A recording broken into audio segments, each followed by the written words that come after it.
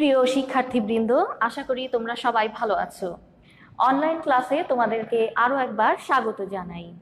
আজকে আমরা পড়ব নুরুল দিনের কথা মনে পড়ে যায়, কবিতার যে অংশটুকু বাকি ছিল সেটুকু এবং প্রশ্নের আলোচনা। আশা করি তোমরা সবাই বই খাতা নিয়ে বসে পড়বে এবং আমার সাথে ক্লাসটি করবে।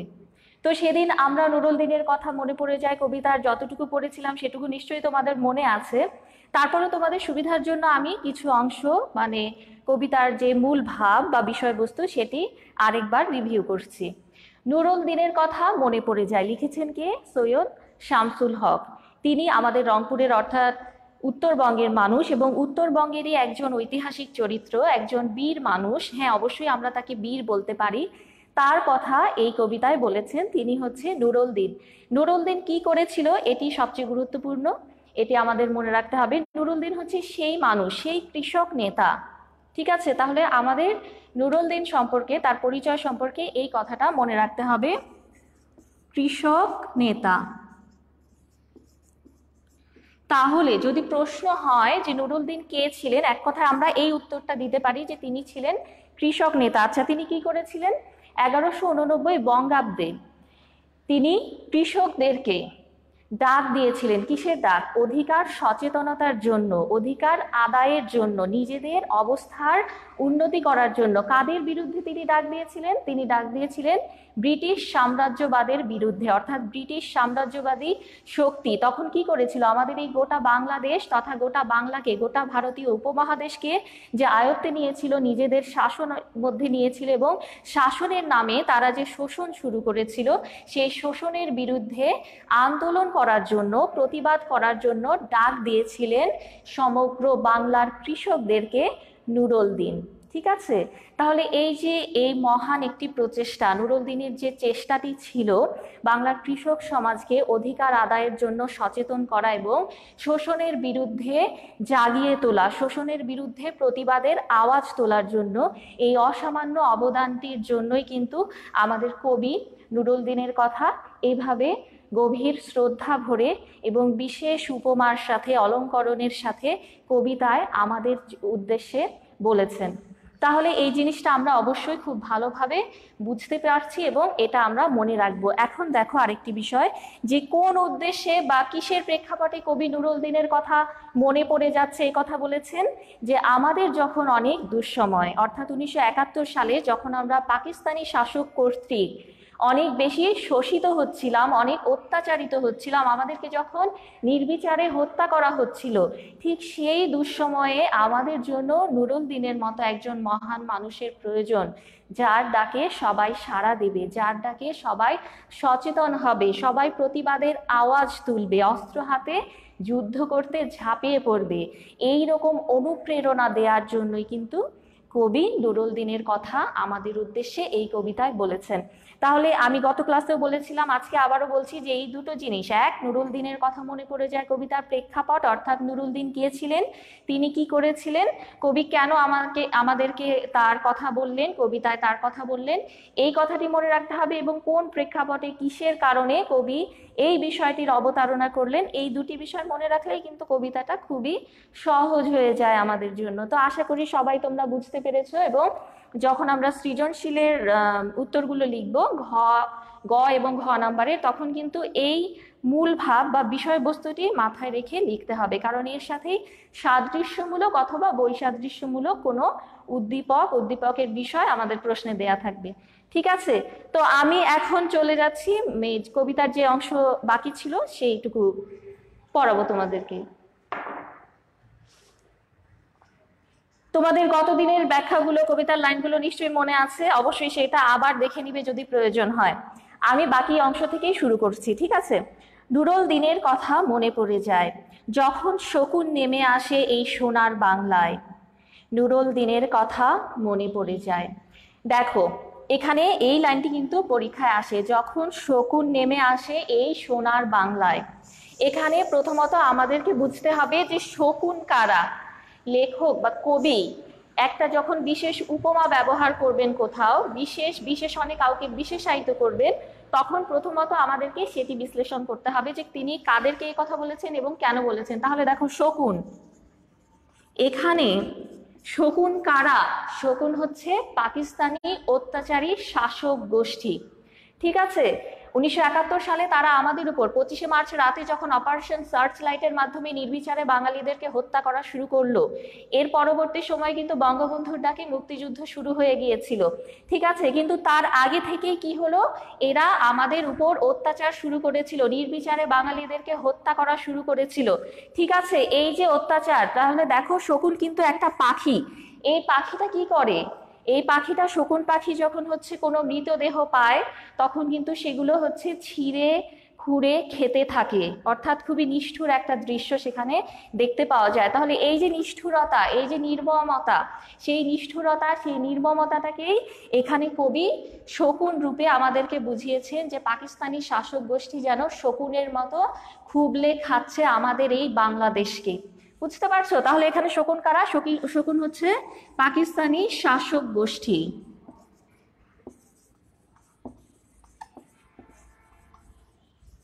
এটা অবশ্যই মনে রাখতে হবে। এভাবে কিন্তু আমাদের সৃজনশীলের ক নাম্বারেও প্রশ্ন আসতে পারে, যে কবি কাদেরকে শকুন বলে অভিহিত করেছেন।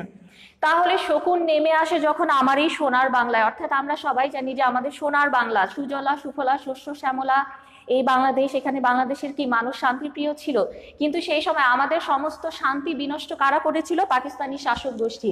আমাদের যে সম্পদ ছিল, আমাদের যে বিশাল ভান্ডার আছে, অর্থনৈতিক যে সচ্ছলতা ছিল, সবকিছুই কারা নিয়ে যাচ্ছিল? আমাদের নিজেদেরকে, এদেশের মানুষকে বঞ্চিত করে সবকিছু লুটে নিয়ে যাচ্ছিল কারা? পাকিস্তানি শাসক গোষ্ঠী। এবং তারা কি করলো? তারা নির্বিচারে বাঙালিদেরকে হত্যা পর্যন্ত শুরু করে দিল 1971 সালে এসে। ঠিক তাহলে শকুনের মতোই নির্মম ভাবে তারা যেন এই সোনার বাংলাদেশে নেমে এসে এই রকম একটা অরাজকতা তৈরি করেছিল। এই জন্যই কবি বলেছেন যে যখন শকুন নেমে আসে এই সোনার বাংলায়, তখনই কি কবির নুরুল দ্বীনের কথা মনে পড়ে যাচ্ছে, অর্থাৎ এই দুঃসময়ে নুরুল দ্বীনের মতো একজন নেতা, একজন মানুষ আমাদের বড় বেশি প্রয়োজন। এরপরে দেখো, নুরুল দ্বীনের কথা মনে পড়ে যায় যখন আমার দেশ ছেয়ে যায় দালালেরই আলখাল্লায়। নুরুল দ্বীনের কথা মনে পড়ে যায়। তাহলে দেখো, এর পরবর্তী লাইন, প্রথমে পাকিস্তানি শাসক গোষ্ঠীকে কবি শকুন বলে অভিহিত করলেন, তারপরে কি বললেন? যখন আমার দেশ ছেয়ে যায় দালালের আলখাল্লায়। এখানে তাহলে দুটো জিনিস বুঝতে হবে, একটা হচ্ছে দালাল কারা, দালাল কি? ঠিক আছে, দালাল আমরা সবাই জানি দালাল কাকে বলে। দালাল বলে হচ্ছে সেই সমস্ত মানুষকে বা সেই সমস্ত গোষ্ঠীকে যারা অন্যের হয়ে কাজ করে। ঠিক আছে, অন্যের হয়ে নিজের স্বার্থ রক্ষার জন্য অন্যের হয়ে কাজ করে, সেটা হচ্ছে ক্ষতিকর কোনো কাজও হতে পারে, সাধারণত এটা নেগেটিভ অর্থেই ব্যবহার হয়। তাহলে এই যে দালালেরই আলখাল্লায় যখন আমার দেশ ছেয়ে যায়, এই কথার অর্থ হচ্ছে দালালের আলখাল্লা। দুটো জিনিস বুঝতে হবে, দালাল কারা? দালাল, এই যে আমি বললাম যে অন্যের হয়ে কাজ করে, তোমরা এতক্ষণে অবশ্যই বুঝতে পেরেছো বিষয়টা, যে 1971 সালে আমাদেরই দেশের কিছু মানুষ, কিছু কি বলবো, আমাদের দেশদ্রোহী কিছু মানুষ, তারা কি করেছিল? তারা আমাদের পক্ষ না নিয়ে, আমাদের দেশের জন্য যুদ্ধে ঝাঁপিয়ে না পড়ে, তারা এই অত্যাচারী পাকিস্তানি শাসক গোষ্ঠীর হয়ে কাজ করেছিল। তারা আমাদেরই বিরুদ্ধে অস্ত্র হাতে তুলে নিয়েছিল, আমাদেরই মুক্তিযোদ্ধাদেরকে নির্বিচারে হত্যা করেছে, আমাদেরই গ্রামগঞ্জ শহর সবকিছু জ্বালিয়ে পুড়িয়ে ছারখার করে দিয়েছিল, এবং আমাদের মুক্তিযোদ্ধাদের খোঁজ পাকিস্তানি শাসক গোষ্ঠীকে দিয়েছিল। ঠিক আছে, এরা হচ্ছে রাজাকার, আল বদর, আল শামস নামে আমরা যাদেরকে চিনি। ঠিক আছে, অর্থাৎ সেই সমস্ত বাহিনী, এরা তাহলে এক কথায় কি? রাজাকার। তাহলে এখানে যদি পরীক্ষায় প্রশ্ন আসে যে এখানে দালাল বলতে কবি কাদেরকে বুঝিয়েছেন, তাহলে দালাল বলতে কবি বুঝিয়েছেন 1971 সালে যারা রাজাকার বৃত্তি করেছিল, যেই সমস্ত লোকজন, তারাই হচ্ছে দালাল। তাহলে দালালের আলখাল্লায় ছেয়ে যায় পুরো দেশ, এ কথার অর্থ কি? যে দালাল, এটা হচ্ছে একটা প্রতীক, মানে একটা পোশাক। আলখাল্লা হচ্ছে একটা বড় লম্বা ঢিলে ঢালা পোশাক। সেই পোশাককে কবি প্রতীক হিসেবে ব্যবহার করেছেন, যে দালালের আলখাল্লা, অর্থাৎ সর্বত্র সারা দেশের আনাচে কানাচে যে দালালরা অর্থাৎ রাজাকাররা লুকিয়েছিল, এবং যে তারা আমাদের বিরুদ্ধেই কাজ করেছিল, ষড়যন্ত্র করেছিল, দেশদ্রোহিতা করেছিল, বিশ্বাসঘাতকতা করেছিল, সেই কথাটি বুঝিয়েছেন যে দেশের আনাচে কানাচে দালালের আলখাল্লা ছেয়ে গেছে, অর্থাৎ রাজাকারে ছেয়ে গেছে। এবং ঠিক এইরকম একটা সময়, এরকম দুঃসময়ে কবি নুরুল দ্বীনের কথা আবার স্মরণ করেছেন। যখন আমার স্বপ্ন লুট হয়ে যায়, নুরুল দিনের কথা মনে পড়ে যায়। প্রত্যেকটা কথার প্রেক্ষিতে আমরা এটাই বলতে পারি যে পাকিস্তানি শাসক গোষ্ঠী আলটিমেটলি কি করছিল, আমাদের স্বপ্ন লুট করে নিয়ে যাচ্ছিল। ঠিক আছে, কিরকম স্বপ্ন? যে আমরা শান্তি প্রিয় মানুষ, আমরা শান্তিপূর্ণভাবে আমাদের এই দেশে বসবাস করব, আমরা বাংলা ভাষায় কথা বলবো, আমাদের এই দেশে অনেক ফসল অনেক সম্পদ আছে, সেগুলো আমাদের অধিকার আছে, আমরা সেগুলো ভোগ করব। ঠিক আছে, কিন্তু এই সমস্ত জিনিস যখন এই পাকিস্তানি শাসক গোষ্ঠী লুট করে নিয়ে যাচ্ছে, আমাদেরকে আমাদের অধিকার থেকে বঞ্চিত করছে, তখন কি আমরা ভালো থাকতে পারি? না, কখনোই আমরা সেই রকম একটা অবস্থায় ভালো থাকতে পারি না। কারণ আমাদের তখন অভাব অনটন, আমরা আমাদের ন্যায্য অধিকার পাচ্ছি না, আমরা সবকিছুতে পিছিয়ে পড়ছি, আমাদের উপর বারংবার নানা দিক থেকে নানান রকম অত্যাচার চলছে। আর সবচেয়ে বড় কথা, সবশেষে এসে কি হলো, 1971 সালে আমাদেরকে নির্বিচারে হত্যা করা শুরু হলো। অর্থাৎ আমাদের যে একটা সুন্দর জীবনের স্বপ্ন ছিল, এই দেশে আমরা ভালোভাবে বাঙালিরা বসবাস করব, এই যে একটা সুন্দর স্বপ্ন ছিল, এই স্বপ্নটা কিন্তু নষ্ট হয়ে গেল, এই স্বপ্নটা ধ্বংস করে দিল অত্যাচারী পাকিস্তানি শাসক গোষ্ঠী। এই কারণেই কবি বলেছেন, যখন আমার স্বপ্ন লুট হয়ে যায়, ঠিক সেই রকম দুঃসময়ে, সেরকম একটা হতাশার সময়ে কবির নুরুল দিনের কথা মনে পড়ে যায়। যখন আমার কণ্ঠ বাজেয়াপ্ত করে নিয়ে যায়, নুরুল দিনের কথা মনে পড়ে যায়। কণ্ঠ বাজেয়াপ্ত করে নিয়ে যাওয়া, এখানে একটা প্রশ্ন আসে, সেটা হচ্ছে বাজেয়াপ্ত শব্দের অর্থ কি? তাহলে এক কথায় আমি বলে দিচ্ছি, বাজেয়াপ্ত শব্দের অর্থ হচ্ছে বাতিল।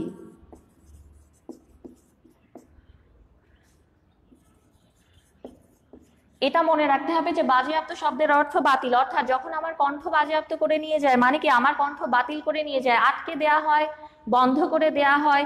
ঠিক আছে, এটা হচ্ছে আক্ষরিক অর্থ। আর এখানে কবি কি বুঝিয়েছেন, আমার কণ্ঠ বাজেয়াপ্ত করে দেয়া মানে হচ্ছে আমার কথা বলার অধিকারকে হরণ করা, অর্থাৎ বাক স্বাধীনতার হরণ। তাহলে এই লাইনটার এক কথায় উত্তর কি হবে? বাক স্বাধীনতার হরণ।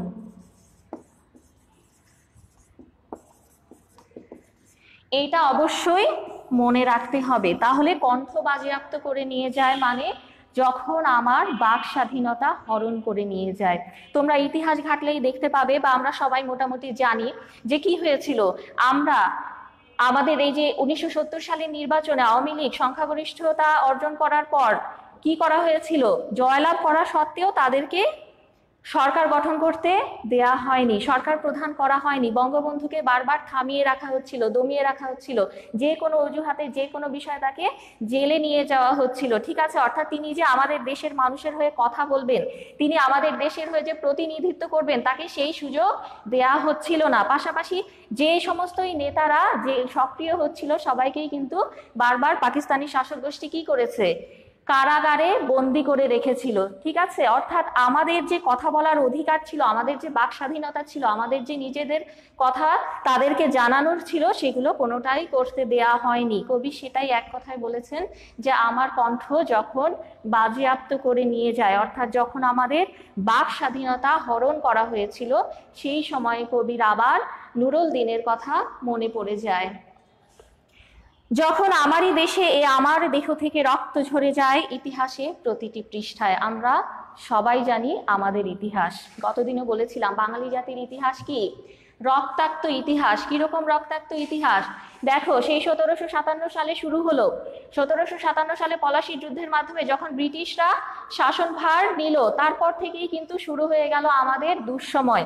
সেই সময় থেকে কি হলো, তাদের অত্যাচারের বিরুদ্ধে আমাদের বাঙালিরা বিভিন্ন সময় বিভিন্ন আন্দোলন করলো, প্রতিবাদ করলো, বিভিন্ন রকম ছোট বড় নানান রকম কি যুদ্ধের মতো হয়েছে, কিন্তু একটাও আমরা সফল হতে পারিনি। তারা আমাদেরকে কি করেছে, নির্বিচারে হত্যা করেছে। হত্যার মাধ্যমে তারা সমস্ত প্রতিবাদকে থামিয়ে দিয়েছে, সমস্ত আন্দোলনকে নস্যাৎ করে দিয়েছিল।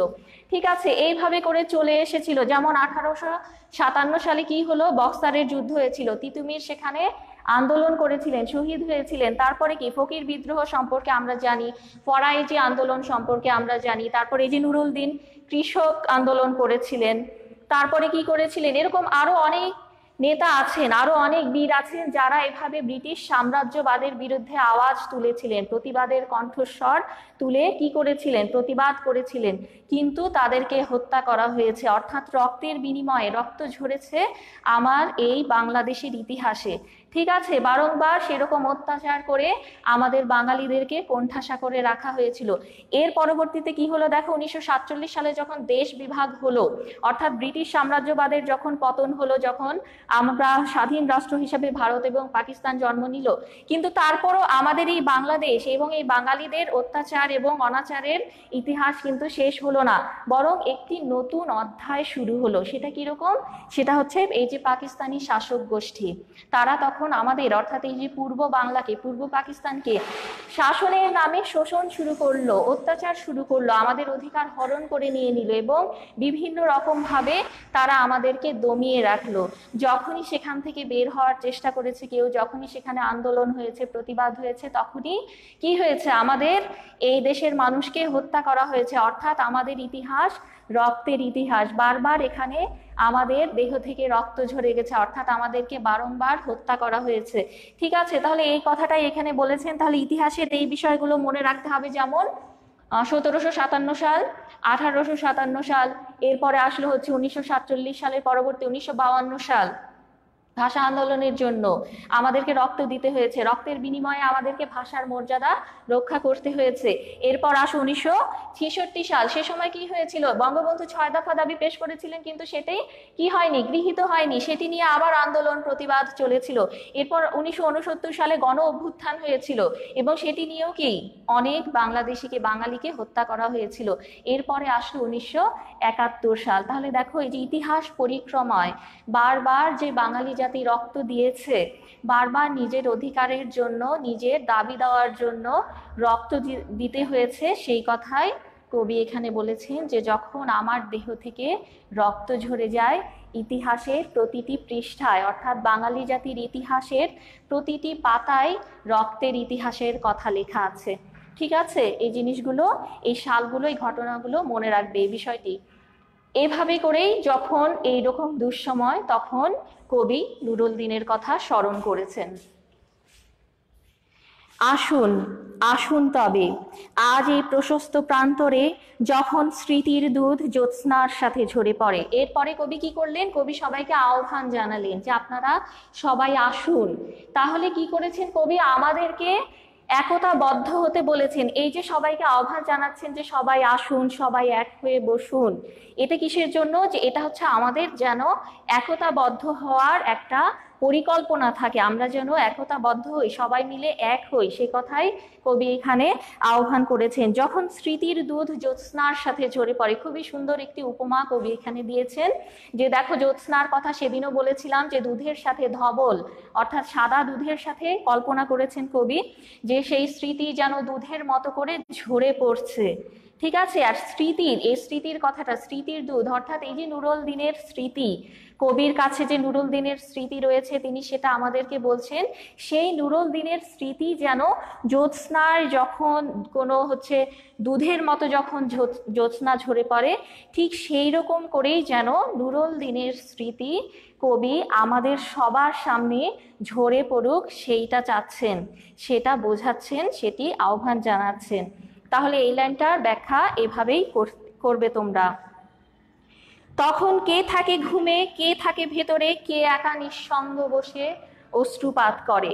যখন কবি এই সমস্ত বিষয় আমাদেরকে বোঝাচ্ছেন, যখন নুরুল দিনের কথা আমাদেরকে স্মরণ করিয়ে দিচ্ছেন, নুরুল দিনের অসামান্য অবদানের কথা যখন আমাদেরকে তিনি শোনাচ্ছেন, ঠিক সেই সময়, অর্থাৎ এই ধরনের অনুপ্রেরণার সময় আমরা যখন অনুপ্রাণিত হচ্ছি, তখন কেউ কি ঘুমিয়ে থাকতে পারবে, অর্থাৎ কেউ কি না জেগে পারবে, কেউ কি অধিকার সচেতন না হয়ে পারবে, সে কথাই কবি এখানে বলেছেন, যে এই যে এভাবে নুরুল দিনের কথা যখন মনে পড়ে যায়, তখন কেউ ঘুমিয়ে থাকতে পারে না, কেউ ভেতরে থাকতে পারে না। অর্থাৎ আমাদের এখন বেরিয়ে আসার সময়, আমাদের এখন অস্ত্র হাতে লড়াই করবার সময়। ঠিক আছে, এটাই কবি এখানে বুঝিয়েছেন। কে একা নিঃসঙ্গ বসে অশ্রুপাত করে?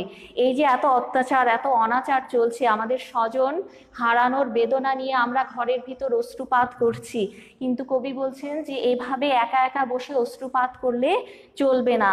আমাদেরকে কি করতে হবে? সেই শোককে, সেই অশ্রুকে শক্তি বানিয়ে বাইরে চলে আসতে হবে, কবির কথা শুনতে হবে এবং কবির সাথে নুরুল দিনের কথা শুনে আমাদেরকে অনুপ্রাণিত হয়ে সামনে এগিয়ে যেতে হবে।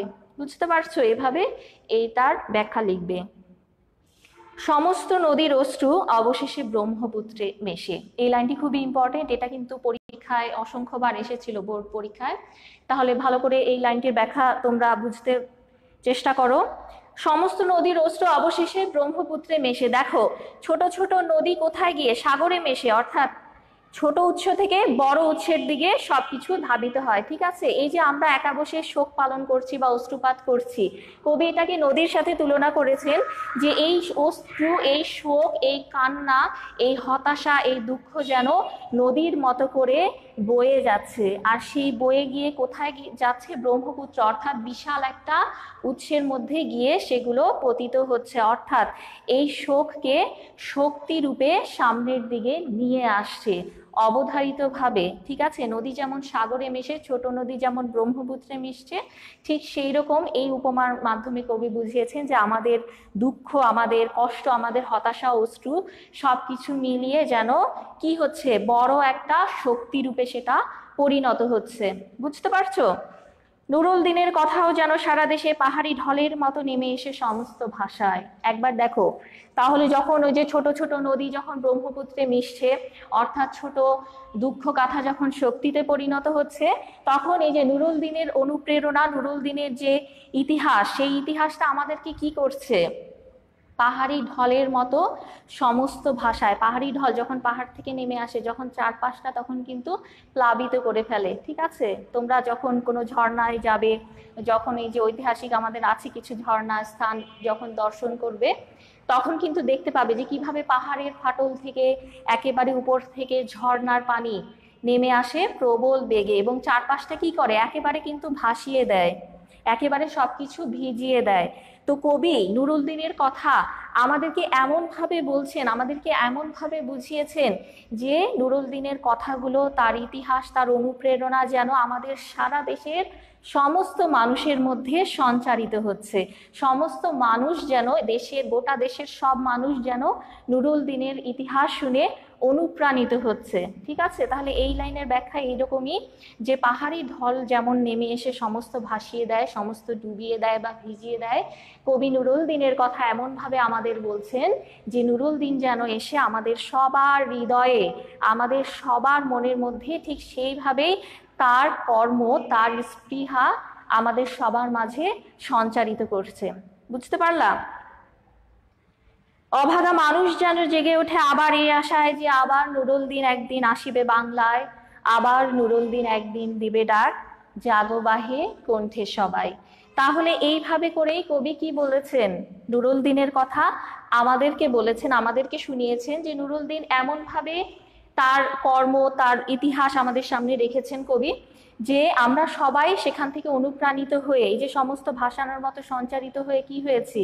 আমরা আমাদের অধিকার সম্পর্কে সচেতন হয়েছি, আমরা আমাদের কি দাবি দাওয়া এবং আমরা যে অত্যাচারের বিরুদ্ধে মাথা নত করব না, সেই যে সাহস, সেই শক্তি আমাদের মাঝে সঞ্চারিত হয়েছে।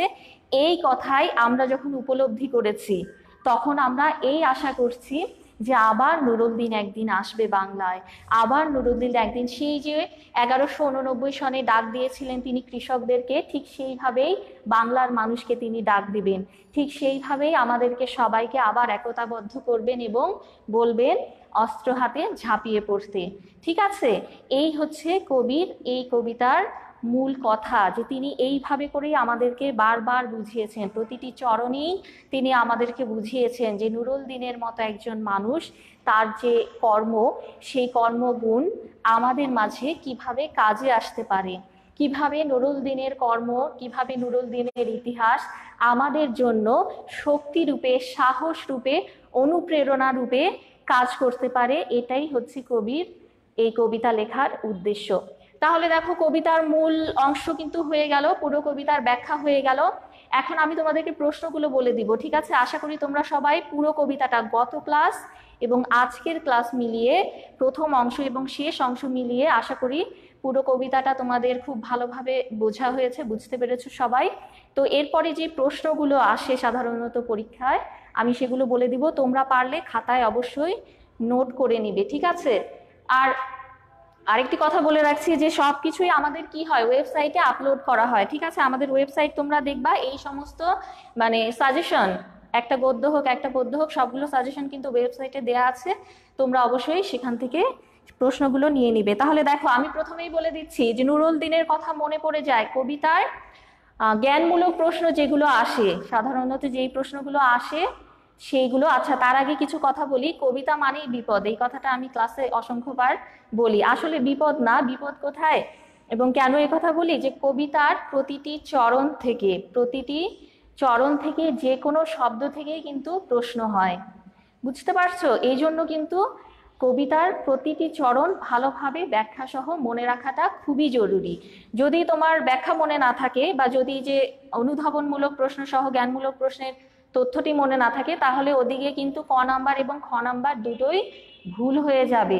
আরেকটি ছোট কথা জানিয়ে রাখি, যে কোনো স্টুডেন্ট তোমরা যখন পরীক্ষা দাও ক এবং খ নাম্বার যদি ভুল লিখো, তাহলে কিন্তু এক্সামিনার বুঝে যান যে তোমরা ভালোভাবে বিষয়টি পড়োনি, এই বিষয়টি সম্পর্কে তোমাদের মোটেও জানা নেই। তখন কিন্তু গ এবং ঘ তোমরা যেমনই লিখো না কেন, ভালো মার্কস কিন্তু, ফুল মার্কস কিন্তু দেয়া হয় না, বুঝতে পেরেছো? এই জন্য কিন্তু অবশ্যই ক এবং খ নাম্বারটা নির্ভুলভাবে লেখা খুবই জরুরি। যাই হোক, আমি বলে দিচ্ছি জ্ঞানমূলক প্রশ্ন হিসেবে যে প্রশ্নগুলো আসে উত্তর সহ বলে দেব, তোমরা অবশ্যই মনোযোগ সহকারে শুনবে। নুরুল দিনের বাড়ি কোথায় ছিল? সবাই আমরা জানি রংপুরে। কত বঙ্গাব্দে নুরুল দিন বিপ্লবের ডাক দিয়েছিলেন? 1189 সনে। 1189 সন খ্রিস্টাব্দ অনুযায়ী কত সাল ছিল? 1782 সাল, সেদিনই বলে দিয়েছিলাম। নীলক্ষা শব্দের অর্থ কি? দৃষ্টিসীমা অতিক্রমকারী, অর্থাৎ আমাদের দৃষ্টিসীমারও বাইরে যতখানি আকাশ অন্তরিক্ষ রয়েছে পুরোটাই কবি বলেছেন নীলক্ষা। নুরুল দিনের কথা মনে পড়ে যায় কবিতায় কত সংখ্যক লোকালয়ের কথা উল্লেখ আছে? ওই যে মনে করে দেখো, গ্রামগঞ্জ লোকালয় আছে 69,000। নুরুল দিন কোথায় বিপ্লবের ডাক দিয়েছিল? রংপুর অঞ্চলে বা উত্তরাঞ্চলে। কণ্ঠে শব্দের অর্থ কি? কণ্ঠে শব্দের অর্থ হচ্ছে কোথায়। বাহে শব্দের অর্থ কি? বাহে শব্দের অর্থ যে এটা হচ্ছে একটা সম্বোধন, যে আমরা এই ভাই, এই যে ভাই এভাবে যে বলি না, তো রংপুর দিনাজপুর অঞ্চলে বা উত্তরাঞ্চলে এই বাহে শব্দটা এভাবে কাউকে ডাকার জন্য বা সম্বোধন করার জন্য ব্যবহার করা হয়, সেটাও আমরা মোটামুটি সবাই জানি, ঠিক আছে? এরপরে দেখো কালঘুম শব্দের অর্থ কি? গত ক্লাসে বলেছিলাম কালঘুম শব্দের অর্থ হচ্ছে চিরনিদ্রা বা মৃত্যু। তারপরে দেখো মানুষের বন্ধ দরজায় হঠাৎ কে হানা দেয়? মানুষের ওই যে একটা চরণ আছে অতীত, হঠাৎ হাতে হানা দেয় মানুষের বন্ধ দরজায়। তাহলে এই প্রশ্নটা দুভাবে আসতে পারে, যে মানুষের বন্ধ দরজায় কে হানা দেয়? অতীত, অথবা অতীত হঠাৎ কোথায় হানা দেয়? মানুষের বন্ধ দরজায়, ঠিক আছে? দীর্ঘ দেহ নিয়ে নুরুল দিন আবার কোথায় দেখা দেয়? মরা আঙিনায়। পূর্ণিমার চাঁদ কিসের মতো জ্যোৎস্না ঢালছে? ধবল দুধের মতো। সবাইকে কবি কিভাবে সমবেত হতে বলেছেন? মনে করে দেখো, গোল হয়ে আসুন সকলে, ঘন হয়ে আসুন সকলে, এভাবে কবি বলেছেন। কাজে এটার উত্তর হবে গোল হয়ে, ঘন হয়ে।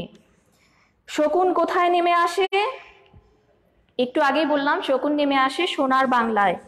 আমার দেশ কিসে ছেয়ে যায়? আমার দেশ ছেয়ে যায় দালালেরই আলখাল্লায়। কবির স্বপ্ন কি হয়ে যায়? কবির স্বপ্ন লুট হয়ে যায়। কবির দেহ থেকে কোথায় রক্ত ঝরে পড়ে? একটু আগেই বলেছি, ইতিহাসের প্রতিটি পৃষ্ঠায়। বাজেয়াপ্ত শব্দের অর্থ কি? সেটাও এখানে বলা আছে, বাতিল হওয়া, বন্ধ করে দেয়া, থামিয়ে দেওয়া, সবকিছু এক কথায় বাতিল হওয়া। যখন আমার কণ্ঠ বাজেয়াপ্ত করে নিয়ে যায়, কথাটির অর্থ এই যে বলেছি, বাক স্বাধীনতা হরণ। নুরুল দিন একদিন কাল পূর্ণিমায় ডাক দেবেন কেন? সংগ্রাম করতে। কাল পূর্ণিমায় অর্থাৎ সেই যে সেদিন পূর্ণিমা হয়েছিল, কবি কল্পনা করেছেন যে 1189 সনে যখন তিনি কৃষকদেরকে ডাক দিয়েছিলেন, সেই দিন সেই রাতটা ছিল পূর্ণিমার রাত, ঠিক আছে? ঠিক সেই পূর্ণিমার রাতে তিনি সবাইকে ডেকেছিলেন, সবাইকে একতাবদ্ধ করেছিলেন। তো এইরকম সময় যখনই আমাদের এই 1971 সালের দুঃসময়ে যখন পূর্ণিমা আসে, সেই পূর্ণিমার সময় কবির মনে পড়ে যায় নুরুল দিনের কথা, ঠিক আছে, এবং কাল পূর্ণিমা অর্থাৎ এই পূর্ণিমা আমরা আবার দেখতে পাবো কিনা সেই নিশ্চয়তা ছিল না। অর্থাৎ পাকিস্তানিরা আমাদেরকে কি করেছিল, হত্যাযজ্ঞ চালিয়েছিল, আমাদেরকে হত্যা করা শুরু করেছিল। এই জন্যই কবি এইখানে কাল পূর্ণিমা শব্দটা ব্যবহার করেছেন, যে এই রকমের একটা পূর্ণিমার রাতে আবার এভাবে নুরুল দিনের মতো করে কেউ আমাদেরকে ডাক দেবে, কেউ একতাবদ্ধ করবে আমাদেরকে, ঠিক আছে, আমাদেরকে জাগিয়ে তুলবে। আর এই যে পূর্ণিমা আমরা আবার পাবো কিনা ঠিক নেই, সেই বিষয়টি তিনি এভাবে বলেছেন যে কাল পূর্ণিমায় কে ডাক দিবে, নুরুল দিন ডাক দিবে। যখন শকুন নেমে আসে এই সোনার বাংলায় চরণটিতে, বাংলার কোন সংগ্রামের চেতনাকে বলা হয়েছে? এটা হচ্ছে স্বাধীনতা আন্দোলন অথবা মুক্তিযুদ্ধ। যখন শকুন, আমি আগেই বলেছি শকুন অর্থাৎ পাকিস্তানি শাসক গোষ্ঠী, তারা যখন আমাদের উপর অত্যাচার শুরু করেছিল তখন কি করেছেন, কবি নুরুল দিনের কথা স্মরণ করেছেন। কিন্তু এই সময়টা কোন সময়? এই সময়টা হচ্ছে আমাদের মুক্তিযুদ্ধকালীন সময়, অর্থাৎ 1971 সাল, এটা মনে রাখতে হবে, ঠিক আছে। এরপরে দেখো, নুরুল দিন কাদের জেগে ওঠার আশায় ডাক দেবেন? অভাগা মানুষের জেগে ওঠার আশায়। কবিতায় বন্ধ দরজা বলতে মানুষের কি বোঝানো হয়েছে? বন্ধ দরজা বলতে মানুষের চেতনাকে বোঝানো হয়েছে, যে আমাদের চেতনা, আমাদের যে ভেতরে চেতনা বোধ আছে সেটি কি ছিল এতদিন? সেটি এতদিন আবদ্ধ ছিল, সেটি এতদিন একরকম অবস্থায় ছিল, কিন্তু যখন আমাদের উপর অত্যাচারের খড়গ নেমে আসলো তখন সেই চেতনাটাকে জাগ্রত করার সময় চলে এসেছে। কবি এটি বুঝিয়েছেন। 1189 সালে কৃষক নেতা নুরুল দিন কিসের ডাক দিয়েছিলেন? বিদ্রোহের ডাক দিয়েছিলেন। কিসের বিদ্রোহ? সাম্রাজ্যবাদের বিরুদ্ধে বিদ্রোহ। অতি অকস্মাৎ স্তব্ধতার দেহ ছিঁড়ে কোন ধ্বনি? এই চরণটিতে কিসের ইঙ্গিত পাওয়া যায়? এই চরণটিতে ইঙ্গিত পাওয়া যায় জাগরণের। আমরা যে জেগে উঠব, নতুন করে আমাদের জেগে ওঠার সময় হয়েছে, সেই ইঙ্গিত এই চরণের মধ্যে পাওয়া যায়। নুরুল দিনের কথা মনে পড়ে যায়। কবিতার পটভূমি কি? পটভূমি হচ্ছে কৃষক বিদ্রোহ, অর্থাৎ নুরুল দিন যা করেছিলেন সেটি পটভূমি। নুরুল দিন কিসের বিরোধী ছিলেন? সাম্রাজ্যবাদের বিরোধী ছিলেন। জাগবাহে কণ্ঠে সবাই কথাটিতে কি প্রকাশ পেয়েছে? এই কথাটিতে প্রকাশ পেয়েছে অত্যাচারীদের পক্ষে জেগে ওঠার, অত্যাচারীদের বিপক্ষে জেগে ওঠার আহ্বান। সমস্ত নদীর অশ্রু অবশেষে কোথায় মেশে? অবশেষে ব্রহ্মপুত্রে মেশে। কবিতায় তীব্র শীষ দেয়া চাঁদ কিসের প্রতীক? প্রতিবাদের প্রতীক। কবিতায় দালাল বলতে কাদের বোঝানো হয়েছে? রাজাকার, আলবদর, যারা আমাদের বিরুদ্ধে কাজ করেছিল। কাদের পক্ষে কাজ করেছিল? পাকিস্তানি শাসক গোষ্ঠীর পক্ষে 1971 সালে। কবিতায় উল্লেখিত শকুন কারা? পাকিস্তানি শাসক গোষ্ঠী, আগেই বলেছি। নুরুল দিন আবার কখন ডাক দেবে? কাল পূর্ণিমায়। ওই যে কিছুক্ষণ আগেই বললাম কাল পূর্ণিমায় আবার দিবে ডাক, তাহলে এটা মনে রাখতে হবে। নুরুল দিনের কথা সারা দেশে কিসের মতো এসে সমস্ত ভাষায়? পাহাড়ি ঢলের মতো, ঠিক আছে। এই প্রশ্নগুলো কিন্তু সাধারণত আসে, এগুলো অবশ্যই মনে রাখতে হবে। আর গতদিন যে কবি পরিচিতি আলোচনা করেছিলাম, তোমাদের কবি পরিচিতি থেকেও কিন্তু কিছু প্রশ্ন হয়। দেখো কি ধরনের প্রশ্ন হয় সেখান থেকে কয়েকটা বলছি। সেদিন যেটা বলেছিলাম যে সৈয়দ শামসুল হক সম্পর্কে সবচেয়ে গুরুত্বপূর্ণ যেটি কথা, যে তার উপাধি কি ছিল বা তাকে কি নামে ডাকা হতো, তাকে কি লেখক বলা হতো? সব্যসাচী লেখক। তাহলে এভাবে যদি প্রশ্নটা হয় যে কি উপাধি তাকে দেয়া হয়েছিল, তাহলে এটা বলতে হবে যে সব্যসাচী লেখক। আবার এভাবে যদি প্রশ্নটা করা হয় যে বাংলা সাহিত্যে সব্যসাচী লেখক কে বা কাকে বলা হয়, তাহলে উত্তর কি হবে? সৈয়দ শামসুল হক। নিষিদ্ধ লোবান সৈয়দ শামসুল হকের কি ধরনের রচনা? এর উত্তর হচ্ছে মুক্তিযুদ্ধ ভিত্তিক উপন্যাস। মনে রাখতে হবে, এটি কিন্তু বেশ বিখ্যাত এবং বিভিন্ন পরীক্ষায় এই প্রশ্নটি আসে। নুরুল দিনের সারা জীবন কি ধরনের রচনা? গতদিন এটা নিয়ে আলোচনা করেছিলাম যে নুরুল দিনের সারা জীবন হচ্ছে কাব্যনাট্য। আর এই যে কবিতা নুরুল দিনের কথা মনে যায়, এটা হচ্ছে মনে পড়ে যায় সেটা এই কাব্যনাট্যের প্রস্তাবনা অংশ, অর্থাৎ একটা অংশ বিশেষ। তারপরে দেখো সৈয়দ শামসুল হক রচিত বিখ্যাত কাব্যনাট্য কোনটি? তার বিখ্যাত কাব্যনাট্য আরেকটি কিন্তু রয়েছে, যেটির কথা সেদিনও বলেছিলাম, সেটির নাম হচ্ছে পায়ের আওয়াজ পাওয়া যায়। এটাও কিন্তু বিভিন্ন পরীক্ষাতে আসে, কাজে এই নামটিও তোমাদের মনে রাখা প্রয়োজন। সৈয়দ শামসুল হক কবে মৃত্যুবরণ করেন? 27 সেপ্টেম্বর 2016 খ্রিস্টাব্দে।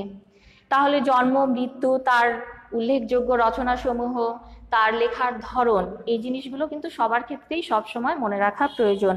তাহলে দেখো, জ্ঞানমূলক প্রশ্ন হিসেবে সাধারণত এগুলোই হয়, এবং আমি আগেই বলেছিলাম যে শুধু জ্ঞানমূলক না, বহু নির্বাচনী অংশে যে প্রশ্ন হয় এর বাইরে কিন্তু হবে না। যেগুলো বলা হয়েছে তোমরা মিলিয়ে দেখবা, কবিতার সাথে প্রত্যেকটা চরণ থেকেই কিন্তু প্রশ্ন করা হয়েছে। তোমরা যদি এইভাবে প্রতিটি চরণ ধরে ধরে পড়ো তাহলে অবশ্যই সব প্রশ্ন কমন পেয়ে যাবে। আচ্ছা, এরপর অনুধাবনমূলক প্রশ্ন সম্পর্কে বলছি। অনুধাবনমূলক প্রশ্ন সম্পর্কে বলার আগে একটা কথা বলি, যে পরীক্ষায়, বোর্ড পরীক্ষায় একটা কবিতার যে কোনো চরণ থেকেই কিন্তু অনুধাবনমূলক অর্থাৎ খ নাম্বার প্রশ্নটি হতে পারে। যেমন যে কোনো চরণ উল্লেখ করে দিয়েই বলা হলো কি ব্যাখ্যা করো, বা কবি এ কথা বলতে কি বুঝিয়েছেন, এইভাবে কিন্তু যে কোনো কবিতার যে কোনো চরণই প্রশ্ন হতে পারে। কিন্তু আমরা কি করব, আমরা কিছু গুরুত্বপূর্ণ চরণকে বেছে নিব যে সাধারণত সেগুলোই পরীক্ষাতে বেশি আসে। তো সেরকম কিছু চরণের কথা আমি বলে দিচ্ছি, তোমরা কিন্তু বইয়ে এখনই দাগিয়ে নেবে, কবিতার চরণের নিচে দাগ দিয়ে রাখবে, তাহলে কি পড়া মনে থাকবে। ধবল দুধের মতো জ্যোৎস্না তার, ঢালিতেছে চাঁদ পূর্ণিমার, ব্যাখ্যা করো। গোল হয়ে আসুন সকলে, ঘন হয়ে বসুন সকলে, কবি কেন এ আহ্বান জানিয়েছেন?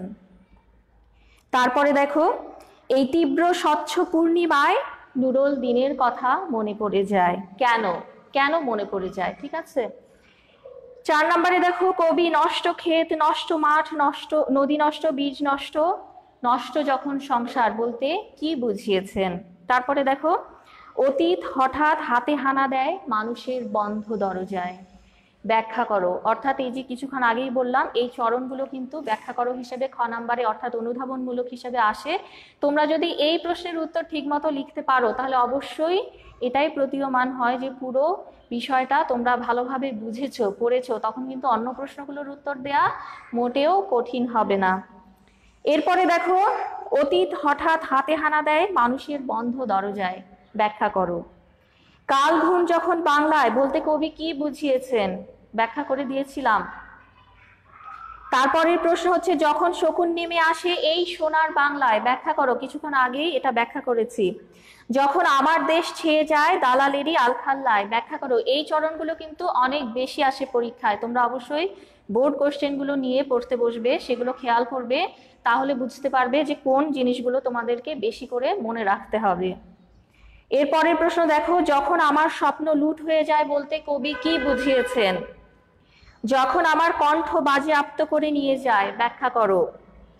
যখন আমারই দেশে এ আমার দেহ থেকে রক্ত ঝরে যায় ইতিহাসে প্রতিটি পৃষ্ঠায়, এখানে কোন ইতিহাসের কথা কবি বলেছেন? কিছুক্ষণ আগেই বলেছি, সেই বাঙালি জাতির ইতিহাস, বাংলাদেশের অভ্যুদয়ের ইতিহাস সম্পূর্ণই কিন্তু এখানে কিছু করে লিখতে হবে। বুঝতে পারছো? এই যে ইতিহাসের পরিক্রমায় আমরা দীর্ঘ পথ পাড়ি দিয়ে এই অবস্থায় এসেছি, সেই ইতিহাসের কথা, সেই রক্ত ঝরার কথা এখানে কবি বুঝিয়েছেন।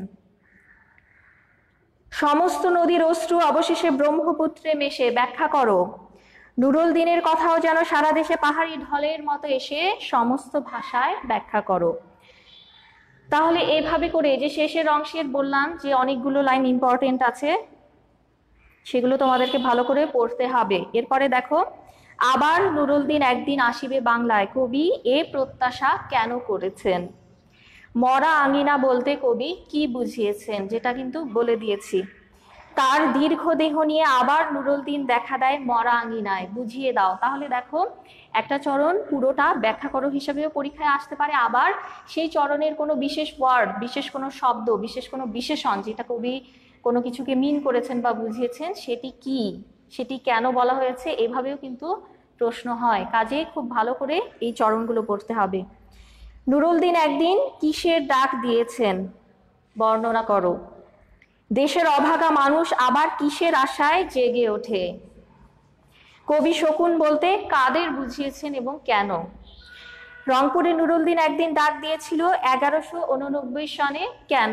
ব্যাখ্যা করো। অর্থাৎ এখানে সেই ইতিহাসটা আবার বলতে হবে। এই হচ্ছে অনুধাবনমূলক প্রশ্ন, মানে যেই চরণগুলো বেশিরভাগ পরীক্ষায় চলে আসে সেগুলো। তোমরা, আমি যে গত ক্লাসটা নিয়েছি এবং আজকের ক্লাসটা কবিতার যে প্রত্যেকটা লাইন ব্যাখ্যা করে দিলাম, সেখানেই কিন্তু এই প্রশ্নগুলোর উত্তর বলা হয়ে গেছে।